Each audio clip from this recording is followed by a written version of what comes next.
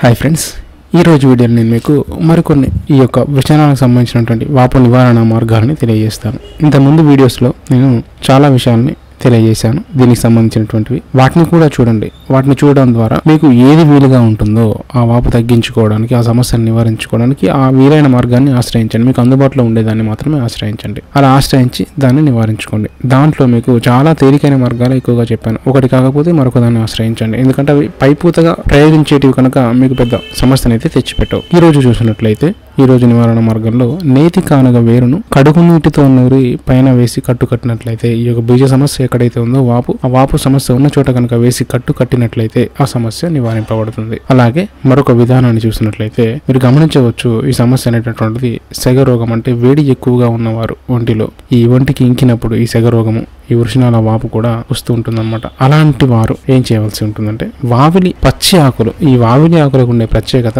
మన సైడ్ మనం ఎక్కువ తులసిని ఆరాధిస్తూ ఉంటాం. కొన్ని చోట్ల తులసి మాదిరిగానే వావిలి చెట్టును కూడా ఆరాధిస్తారు, దానికి పూజలు చేస్తారు. ఎందుకంటే దాంట్లో ఉండే ఔషధి గుణాలు అలాంటివి, దాని యొక్క శక్తి అంత గొప్పగా ఉంటుంది అనమాట. చాలా వరకు వాత రోగాలకు వావిలి చెట్టు గొడ్డలు పెట్టేలా పనిచేస్తుంది అంటూ ఉంటారు. అంత శక్తివంతమైనటువంటిది ఈ యొక్క వావిలి. ఈ వాతం సమస్య ఉన్న వారికి కూడా ఈ యొక్క వృషణాల వాపు అనేటటువంటిది అధికంగా వస్తూ ఉంటుంది. అలాంటప్పుడు ఈ యొక్క వావిలి ఆకులను తెచ్చుకొని ఆ ఆకుల్ని కాస్త వెచ్చ చేయండి. ఇంకా మీకు దాని ప్రభావం కావాలి అనుకున్నప్పుడు కాస్త దాన్ని కచ్చాపిచ్చా దంచి ఆ వావిలి ఆకులు వేడి చేసి ఆ యొక్క ఆకులు ఏవైతే ఉన్నాయో వాటిని ఒక గుడ్డలో పెట్టి మీ యొక్క వాపు ఎక్కడైతే ఉందో ఆ వాపు ఉన్న చోట కట్టండి. అలా కాని వారు ఒకవేళ ఆ వావిలి ఆకుని వెచ్చ చేసిన అనంతరం ఆముదం ఉంటుంది కదా, ఆముదం కూడా కలిపి ఈ రెండు కలిపి వెచ్చగా వేడిగా చేసి ఆ వేడిగా ఉన్నటువంటి పదార్థాన్ని ఆ వృషణాల వాపుకున్న చోట వేసి కట్టండి. అలా చేయడం ద్వారా కూడా మీకు చక్కటి ప్రభావం చూపిస్తుంది. ఈ సమస్యకు సంబంధించి నేను అనేక విధానాల్ని మన ఛానల్లో తెలియజేశాను. దాంట్లో ఏది వీలుగా ఉంటుందో దాన్ని మీరు ఆశ్రయించండి,